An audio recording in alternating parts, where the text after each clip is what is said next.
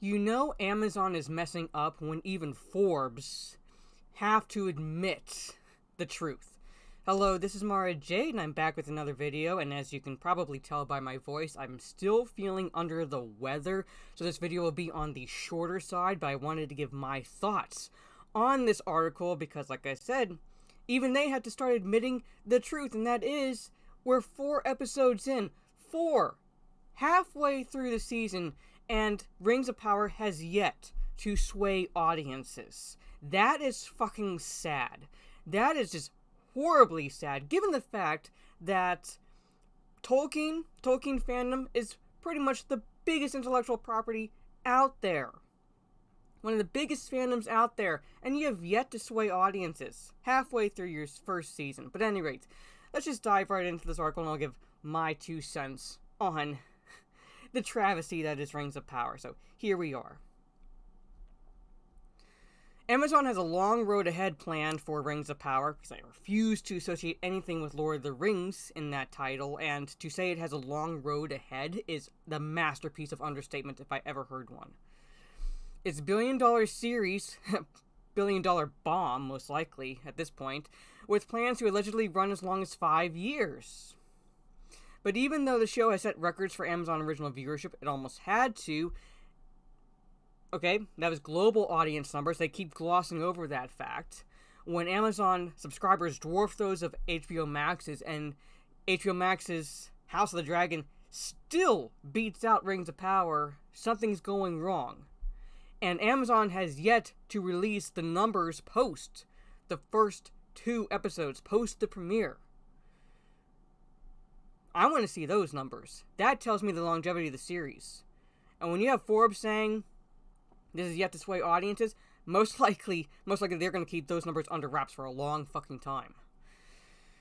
As we hit the halfway point of Season 1, it seems that audiences on the whole have not been swayed by the series. Oh, really? Oh, really? While I expected the various controversies the show generated to result in a barrage of negative reviews right at launch, just come out and say that you wanted to call out review bombing, Paul Tassi. The weeks that followed have not brought any sort of relief for the Rings of Power.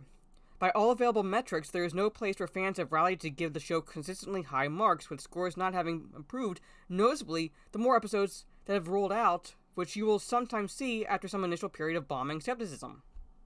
Like I said, alright, now,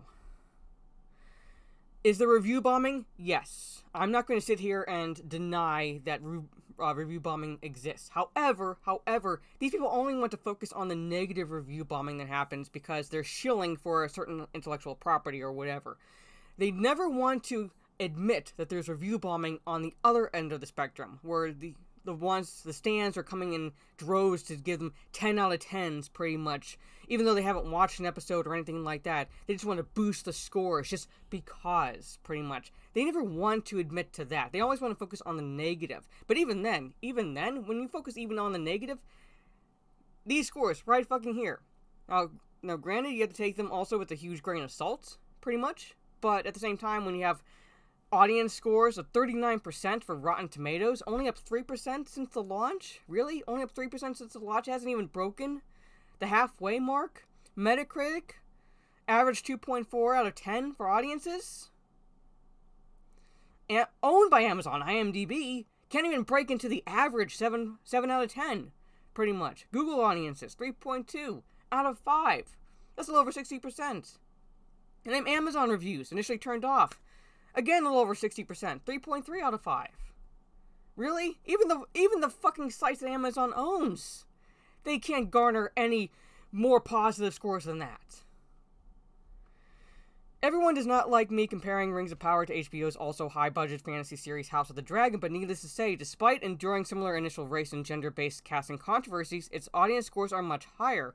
The low scores are generally the product of either fans saying that the show strays too much from Tolkien's original world, or just not thinking the series is very well written or paced, with its long, slow building arcs.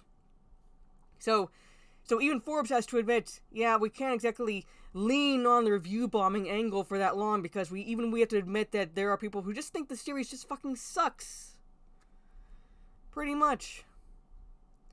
It remains to be seen if there's a moment when Rings of Power will be able to kick into a different gear and convert skeptics. Halfway through Season 1, we're starting to bring the characters closer together and perhaps more storylines will intersect and more big battles will be on the way. But for now, the show has had trouble making the kind of Game of Thrones level impact that Amazon wanted to see. Not that it doesn't have its fans, and I know many viewers who are excited to tune in each week, but I'm not sure that's the majority view. Just come out and say it's not the majority view. It is not the majority view. What's clear is that Amazon is in this for the long haul. If they want to bomb, go ahead. Go fucking right ahead, Amazon. And I would expect them to see their ultimate vision for the series through barring some sort of massive viewership collapse that even through all this, I doubt we'll see. Holy fucking run-on sentence there, Batman. They are committed to the project, though perhaps they will absorb the feedback and make some changes in future seasons to attract the sort of audiences that appear to be rejecting the series at the moment. Can you fucking stop doing run-on sentences, Paul Tassi? Jesus Christ. But anyway, there it is. So roundabout way thing, yeah.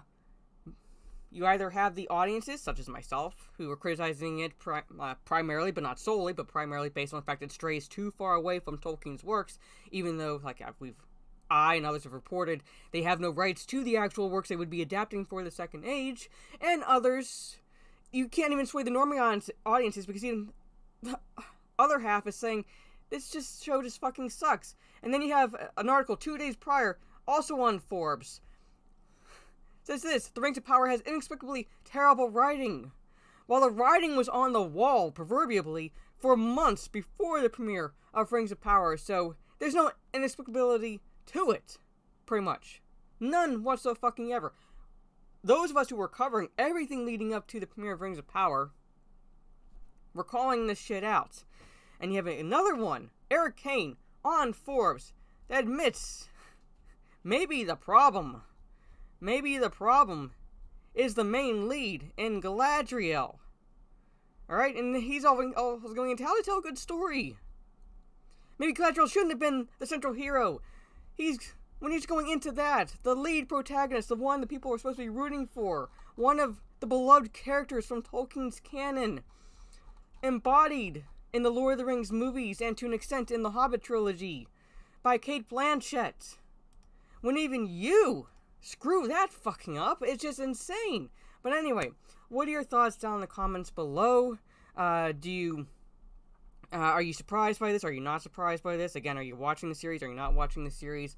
If you are watching the series, what's your thoughts about them? I've been giving reviews, both spoiler-free and spoiler, on my channel, about my thoughts, and we're coming up on episode 5, so more than halfway through the fucking season, and nothing has fucking happened, pretty much. But again, what are your thoughts down in the comments below? I might be live later on Twitch tonight.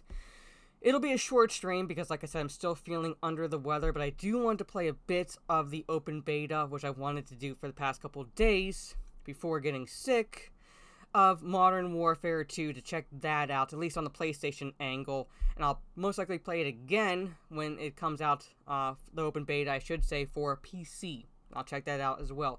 So, if you like this video, leave a thumbs up, share on social media if you will. This is Mara Jade, catch you on the dark side, and